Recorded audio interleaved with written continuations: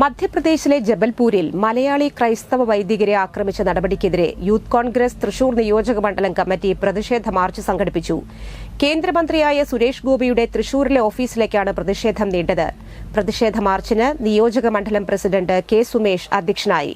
KPCC secretary A Prasad ഉദ്ഘാടനം ചെയ്തു. Youth Congress അഖിലേന്ത്യാ സെക്രട്ടറി വൈശാഖ് നാരായണസ്വാമി, സംസ്ഥാന vice president advocate O J Janeesh, സംസ്ഥാന secretary Nikhil G Krishnan, DCC general secretary M S Sivaramakrishnan, ജില്ലാ യൂത്ത് കോൺഗ്രസ് വൈസ് പ്രസിഡന്റുമാരായ അമർ ഖാൻ, സൂരജ് ചെറുവത്തേരി, ജില്ലാ ജനറൽ സെക്രട്ടറി ഔസേപ്പച്ചൻ, തൃശൂർ നിയോജക മണ്ഡലം vice president Deljin Shaju, general സെക്രട്ടറിമാരായ ഷിനോജ് ഷാജു, ജെയ്കോ കെ, മണ്ഡലം പ്രസിഡന്റുമാരായ Sourag P G, Sreeram Sreedhar, Shihabuddin P S, Joseph Therattil, Grindo Babu എന്നിവർ പങ്കെടുത്തു.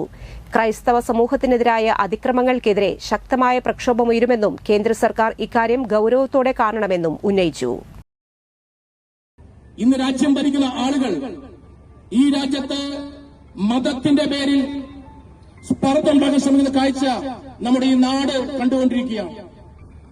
അതിന്റെ ഏറ്റവും അടുത്ത ഉദാഹരണമാണ് കഴിഞ്ഞ ദിവസം വഖഫിന്റെ പേര് പറഞ്ഞുകൊണ്ട് ഇന്ത്യ രാജ്യത്ത് കേരളത്തിനകത്ത് ക്രിസ്ത്യൻ മുസ്ലിം വിഭാഗത്തെ പരസ്പരം തമ്മിലടിപ്പിക്കാൻ കാഴ്ച നമ്മൾ കാണുകയുണ്ടായി.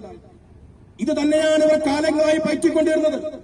ഒരു കാലഘട്ടം ഇന്ത്യ രാജ്യത്ത് ഭരണം പിടിക്കാൻ ഹിന്ദുവിനെയും മുസൽമാനെയുമാണ് തമ്മിൽ തല്ലിച്ചതെങ്കിൽ ഇന്ന് കൃത്യമായി തന്നെ ഈ രാജ്യത്തും കേരളത്തിലും ഭരണം പിടിച്ച് മുന്നോട്ട് പോകുന്നതിന് വേണ്ടി ക്രിസ്ത്യാനിയെയും മുസൽമാനെയും പരസ്പരം തല്ലി പിടിപ്പിച്ചുകൊണ്ട്